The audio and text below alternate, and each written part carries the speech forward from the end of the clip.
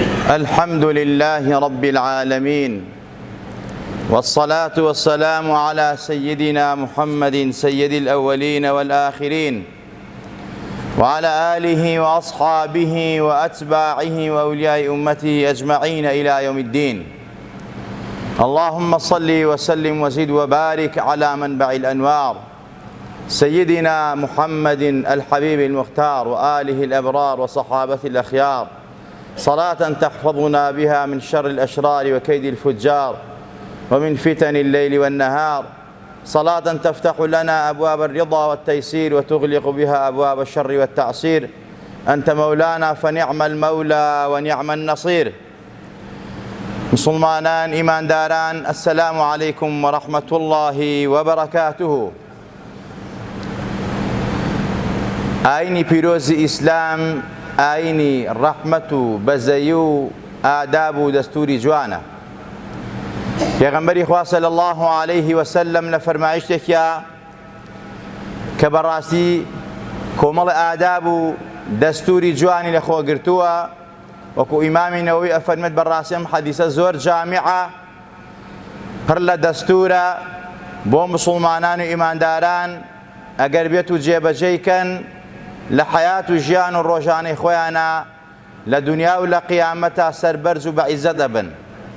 حەزەتی ئەبوو سەعیدی خوضری ڕەزا و ڕەحمەتی خوای لەسەر بێ ئەفەرمێت لە پێغەمبەری خوا بمان باسەکات: إياكم والجلوس على الطرقات فقالوا ما لنا بد إنما هي مجالسنا نتحدث فيها. قال: فإذا أبيتم إلا المجالس فأعطوا الطريق حقها. قالوا: وما حق الطريق يا رسول الله؟ قال: غض البصر وكف الأذى ورد السلام وأمر بالمعروف والنهي عن المنكر. أخرجه إمام أحمد والبخاري ومسلم. پێغەمبەری خوا صلی الله عليه وسلم ئەبوو سەعیدی خوضری ئەفەرمێت پێغەمبەر فەرمووی: ئەی مسڵمانان و ئیمانداران، ئێوە ئاگادار بن لە ڕێگەوبانە، دامەنیشن ڕێگەی خەڵکی، کووچە و کۆڵان و سەرکۆڵانەکان، سەر شەقام و جادەکان، دامەنیشە و مەیکە بە شوێنی گفتوگۆ و چەلەحانە و چایخانە و دانیشتن و دەمەتەقە و کۆبوونەوات. پێغەمبەری خوا فەرمێت: ئیاکم والجلوس على الطرقات. ئێوە نابێ دانیشن لە ڕێگەوبانی خەڵکیە، نابێ ڕێگە بە خەڵکی بگرن. یەکێک لە ئەسحاب فەرمووی: یا رسول الله، ئەگەر ئێمە پێویست بوو لەو ڕێگەوبانانە دانیشین، لەو کووچە و کۆڵانانە دانیشین، شوێنمان نەبوو، شوێنی ئیسراحەتی ئێمە بوو یا شوێنی کۆبوونەواتی ئێمە بوو، تەسادوف کەوتووە ڕێگەوبانی خەڵکی، لەو کاتە حەل و چارەی ئێمە چییە؟ پێغەمبەری خوا فەرمووی صلی الله عليه وسلم: هەر کاتێک ئێوە ڕێگەوبانتان، شوێنی دانیشتنتان بەڕاستی لە ڕێگەی خەڵکییا بوو، ضروریش بوو، نەتانەتوانی بیگوازنەوە شوێنی دانیشتنەکانی خۆتان، ئیلا هەر ئەبوایە لەوێ دانیشتنایە کە ڕێگەوبانی خەڵکی بوو، پێویستیش بوو، ئەو کاتە ئەبێوە حەقی ڕێگەوبان بن. ئەسحاب فەرموویان: یا رسول الله، حەقی ڕێگەوبان چییە؟ پێغەمبەری خوا فەرمووی صلی الله عليه وسلم: حەقی ڕێگەوبان چەند شتێکە. یەکەمیان ئەوەیە غەض البەصەری، چاوت داخەی لە ئاستی حەرام، چونکە والنظر بريد للزنا ومقدمته كما قال النبي صلى الله عليه وسلم: كتب على ابن آدم نصيبه من الزنا فهو مدرك ذلك لا محالة. العينان تزنيان وزناهما النظر، إلى آخر الحديث. پێغەمبەری خوا فەرمووی: نووسراوە لەسەر بەنی ئادەم نەزەرکردن و سیرکردنی حرام بەریدی زینایە، مقدمە و پێشەکی زینایە. خواج أفرميت ولا تقربوا الزنا إنه كان فاحشة وساء سبيلا. سير كردن كإنسان سير حرامي كرد پیاو بێ یا ژن بێ لە ڕێگەوبانە سەیری یەکتریان کرد ئەو سەیرە بەریدی زینایە خوا پەنامان بە و چاوی زیناکە وەک پێغەمبەری خوا فەرمووی خوا نووسیوەتی لەسەر نەوەکانی ئادەم بەشیان لە زینا. زۆر جارێ تۆ زیناکەیت و ئاگات لە خۆت نییە. بۆ نمونە پێغەمبەری خوا فەرمووی چاو زیناکە. ئەسحاب فەرمویان زینای چاو چیەی پێغەمبەری خوا؟ فەرمووی ئەوەیە کەوا تۆ نەزەری حرامی پێ بکەیت، سەیری ناموسی خەڵکی پێ بکەیت. جا پیاو بێ یا ژن بێ، گەنج بێ یا پیر بێ، تۆ سەیری کەی حرامە، چاوت زینای کردووە، ئەبێت تۆبەی لێ بکەیت و بگەڕێیتەوە. وەک پێغەمبەری خوا بە حەزرەتی عەلی فەرمووی ئەی عەلی یەکەم سەیرکردن ئەژمار ناکرێ و حساب ناکرێ، بەڵام دووەم جار سەیری مەکەرەوە، نەکەو کوشی بۆی دانیشی لە نوگی پێوە تاتەوە قەسەری سەیرکەی وەچی بەگیانەوێتی بیژمێریت. ئەوە تاوانێکی گەورەیە بەڕاستی خۆشەویستان. بۆیە بەڕاستی پێغەمبەری خوا فەرمووی ئەبێت تۆ حەقی ڕێگا بەی، یەکێک لەوانە چاوت بپارێزی لە حرام. نەزەرکردن تیرێکە لە تیرە ژەهراوەکانی شەیطان کە دای لە دڵی ئینسان ڕەشی ئەکاتەوە. یەکێ لە عولەما فەرموێت البصر يا إطلاق البصر ينقش في قلب صورة المنظور والقلب كعبة والمعبود لا يرضى بمزاحمة الأصنام ولا يجتمع نور وظلمة ولا ملك ولا شيطان. ئەمزانە بەڕێزە فەرمێت بەڕاستی ئینسان نابێت چاوی بەرەڵاکە، چونکە ئینسان کە چاوی بەرەڵا کرد دواتر سوورەتی ئەو شتەی کەوا سەیری ئەکات نەقش ئەبێ لە دڵیا، کە نەقش بوو لە دڵیا بەڕاستی دڵ کەعبەی ئینسانە، یعنی قیبلەیە، مەرکەزە، شوێنی تەجەلیاتی پەروەردگارە. کاتێک ئەو کەعبەی ئینسانە کە قەلب و دڵیەتی نەقشێکی تری تیا بوو غەیری پەروەردگار، وەکو عاشقەکان مفسیدەکان کە ئەڵێن دڵی من بەس تۆی تایە، غەیری تۆی تیانەوە کافرە و مشریکە نەعوذ بالله. کە دڵ غەیری خوای تیا بوو کەعبەی گۆڕی بەڕاستی کافر و مشریکە بێت. ئەو نەزەرەی بەڕاستی ئەو نەقشە ئەو سوورەتە لە دڵی ئینسانە ئەنەخشێنێ کە نەخشاندی ئەو کاتە بەڕاستی ئەو کەعبە کە مەعبود کە خوای حەقا ڕازی نابێ کە ئەو کەعبە بێتە دانانی، بێتە شوێنی دانانی سەنەم و بتەکان. ئەبێت زۆر ئاگات لەوە بێت. نەزەر ئەو سەهمە پیسەیە، ئەو کارە پیسەیە خۆشەویستان. و هەروەها نەزەر زوڵمەتە، و هەروەها ئیمان و دین محەبەتی خوا و پێغەمبەری خوا و ئیسلام نورە. نور و زوڵمەت و تاریکی و ڕۆشنایی بە یەکە کۆ نابێتەوە، مەلایکە و شەیطان بە یەکە کۆ نابێتەوە. بۆیە کەوا تۆ لە ڕێگا دائەنیشی ئاگاو لە چاوت بێ بیپارێزە. البصر هو الباب الأكبر إلى القلب وأعمر طرق الحواس إليه. بەڕاستی چاوی ئینسان دەرگایەکی زۆر گەورەیە بەرەو دڵی ئینسان و ئاوەدانترین ڕێگەیە بۆ هەستکردن بەو شتانەی کەوا بە چاو ئەبینرێت. کە ئینسان بەڕاستی دڵی لە ئەکەوێتە جوڵا، حەواسی ئەجوڵەیە و تێک ئەخوا تێک ئەچێت بەهۆی ئەو سیرکردنەوە کە یەکەم جار سیرەکە.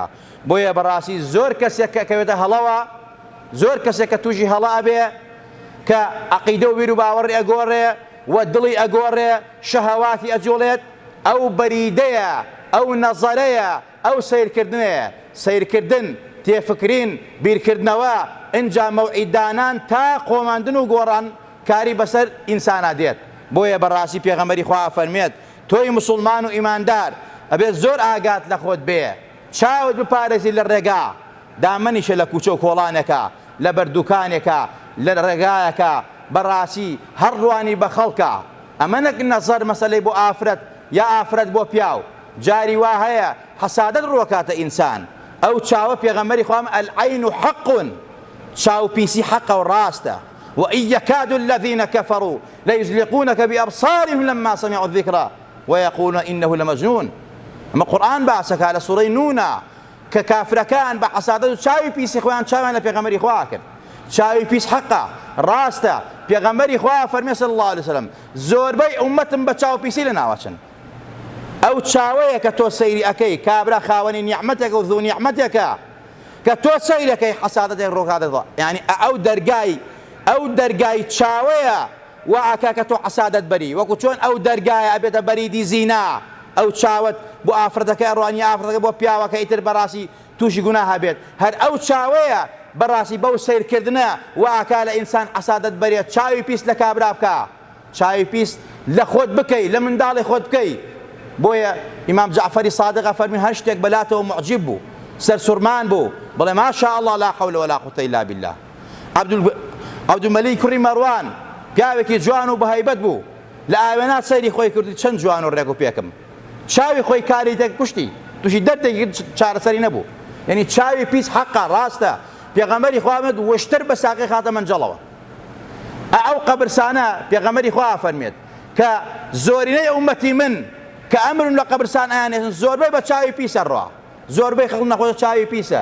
بۆیە ئاگاتان لە زگرەکان بێ، ئاگاتان لە چاوتان بێ. نەک بڵێ خۆ من چاوم پیس نییە، نەخێر تۆ خۆش و چاو پیسە. ئاگای لە خۆت نییە، چاوی خۆت بۆ خۆت، بۆ مناڵی خۆت، بۆ خێزانی خۆت، خێزان بۆ تۆ، خەڵکی بۆ خەڵکی تر، خەڵکی تر بۆ تۆ. ئەبێ ئاگات لە چاوت بێ. پێغەمبەری خوا لە ڕێگا دانیشتی ئاگا لەو چاوە بێ، نەسەری حرامی پێ نەکەی و هەروەها بەهۆی چاوتەوە تووشی حەسادەت نەبی، چاوی پیس لە خەڵکی نەکەی، خەڵکی قورمەکە بەسەر خەڵکیە.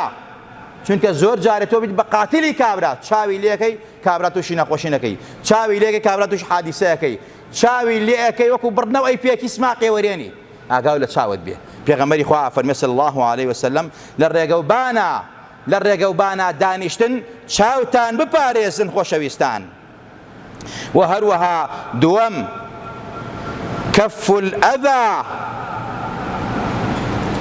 دەستت، قاچت، گیانت، جەواری ئەوەندامت بپارێزە لە ئازار، لە ئازاردانی خەڵکی.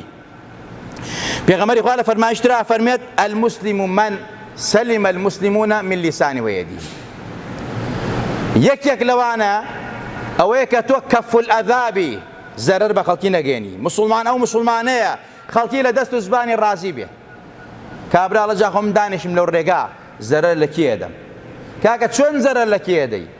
بە چاوت زەرەر ئەدەی، بە زبانت باسی کابراکەی، تەعلیقی لێ دەی، تانە و تەشەری لێ دەی، باسی ئەەکەی. زانی زۆر جارێک کابرا لە بەردووکانێکە کۆمەڵە خەڵکی تیاوێ ڕووی نایە بڕوا کیلۆیەشت بسێنێ، ڕووی نایە بڕوا پیلێ بکڕێ، ڕووی نایە بڕوا موحتاجێکی خۆی بکڕێ، ڕووی نایە. چونکە کۆمەڵە دانیشتون لە نوکە پێوە تاتەوە قەسەری سەیرەکەن، بەڕاستی شەرمە باتەوە، حەیای گرێت، ڕووی نایە. بۆیە ئەمە ئازارە، ئەمە ناڕەحەتیە، دامەنیشە لە ڕێگەی خەڵکیە. کۆن لە کۆڵانەکان ئافرەت دانیشتون بنێشتیانە سەر دەمیان و زەمی خەڵکیانە کابرا بۆ کۆڵانە و قاچێ لە ئەچوو بەیەکە. ئەمانە حرامە، جائز نییە. تۆ مسلمانی ئیمانداری دامەنیشە لە بەردەرگا، دامەنیشە لە دەرگای خەڵکیە، دامەنیشە لە ڕێگەوبانە، باسی خەڵکی بکەی، ئازاری خەڵکی ئەدەی. چونکە تۆ خۆ دەڵێ من ئازار نادەم و باسی کەس ناکەم، کە تۆ لەو شوێنە دانیشتووی من ڕووم نایە بێم شتێ بکڕم، من ڕووم نایە بۆ کۆڵانە بڕۆم، من ڕووم نایە بۆ کۆڵانە کە پێویستاتێکی منی تیا لێوە دەرچم، لە تۆ ئەترسم، لە باسی تۆ ئەترسم، لە زبانی ئەترسم. بۆیە بەڕاستی ئاگاو لە خۆت بێ خۆشەویستان. پێغەمبەری خوا فەرمێت وەکەف الئەذا، یەکێکە لەوانە کەوا مسلمانان لە دەست و لە زبانن ڕازی بن. خەڵکەیە چەند جار تەلەفۆنی وەی مەگرێ وەڵڵا وەڵڵای مامۆستا ڕووم نایە بڕۆم تا ئەو دوکانە شتێ بکڕم. بۆ کاکە کۆمەڵە دانیشتون تانە و تەشەر تەعلیق باسکردن ئەمە خراپە، دامەنیشە لە ڕێگەی خەڵکیە. وەک چۆن تۆ ئەگەر خۆت بخەر قاڵبی ئەو کەسەوە کە یە لێوا شتێکرێ، بۆ کۆڵانە ئەڕوا، بۆ شەقامە، بۆ جادە ئەڕوا. ئەگەر تۆ خۆت بی کۆمەڵە دانیشت بن تەریق نابیتەوە، بێتاقت نابی، حەز ناکە ئەو ناوە چۆڵ بێ، ئەو تا تۆ پێیا بڕۆی. هەمومان بەڕاستی حەز دەکەین ئەو شوێنەکە پێیا ڕۆین، ئەو شوێنەکە دەرئەچین تایە، ئەو شوێنەی کە مەبەسمانە ڕۆین، کەسێک دانەنیشت بێ، کۆمەڵە دانەنیشت بن، بەڕاستی قاسمان بەیە کابکاب ئەڕۆین بەڕێوە، شەرممان گرێت. جا زۆر ئەساسە ئاگامان لە حەقی ڕێگا بێت، چاو داخستن ئازاری خەڵک مەدە. و هەروەها هەر لە حەقی ڕێگایە خۆشەویستان کە پێغەمبەری خوا فەرمێت کە تۆ ئەگەر توانی و بە ڕێگایەکە ڕۆیشتی ڕێگەکە پاکەیتەوە. ئەزانی پێغەمبەری خوا فەرمێت جسمی ئینسان 360 جومگەیە، سولالەی تایە. ئەم 360 سولالە هەرموو دانە سەدەقەیەکی لەسەرە. بەردێک لابەی لە ڕێگا ئەمە سەدەقەیە. کەلیمەتون طەیبەتون سەدەقە. مزگەوت پاکەیتەوە سەدەقەیە. هەموو نەفەرێکی 360 سەدەقەی لەسەرە ڕۆژانە. بەچی ئەبێ؟ کە تۆ ڕێگا پاکەیتەوە بە دوور کاتنەوەی چێشتەنگا. کە تۆ بەردێک لە ڕێگایە لابەی، دارێک ڕێگای گرتووە، ڕێگایەک پیسە پاکەکەیتەوە، ئەمە خێری 360 سەدەقەت ئەگا کە ڕۆژانە پێویستە لەسەر. کە تۆی موسڵمان پێویستە لەسەر ئەمە بکەی ڕێگە پاکەیتەوە، نەک ڕێگە بگری و ڕێگە پیسکەی. خۆشەویستان، بەڕاستی پێغەمبەری خوا فەرمێت ئیمان 60 ئەوەندە بەشە. لای گەورەی ئیمان و پلەی گەورەی ئیمان لا ئیلاهە ئیلا الله محەممەد ڕەسوڵ اللهە. ئەدنای ئیمان ئەوەیەکەوە ئیماتەة الئەذى عن الطەریق، لابردنی پیسی و چەپەڵی لە ڕێگا، نەک ڕێگا پیسکەین، نەک بڵێ ژینگە بە من ناپارێزێ ژینگە پیسکەی، نەک سێبەری خەڵکی پیسکەی، نەک شوێنی ئیساعەتی خەڵکی پیسکەی، نەک ئیساعەت لە خەڵکی تێک دەی. ئاگا لە خۆ بێ. پێغەمبەری خوا فەرمێت اتقوا اللعانين، خۆتان پارێزنە دوو نەفرەتەکە.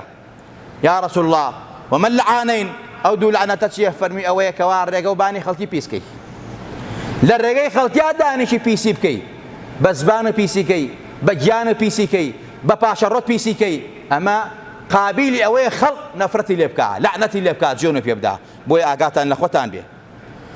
ئەو وەسائلانەی، ئەو عەلامات و ئیشارەتانەی کەوا مرور دایناوە لە ڕێگا، لەم جادەی هێشتایە، ئەمە جادەی 60، ئەمە جادەی 100، ئەمە ئاوا بڕۆ، ئەمە ڕێگەی تۆیە، ئاوا ئەڵغامی تایە. ئەم ئیشارەتانە کە دانراوە هەر کەسێ دایناوە بەڕاستی خێریەگا، ئەمە پاکردنەوەی ڕێگایە.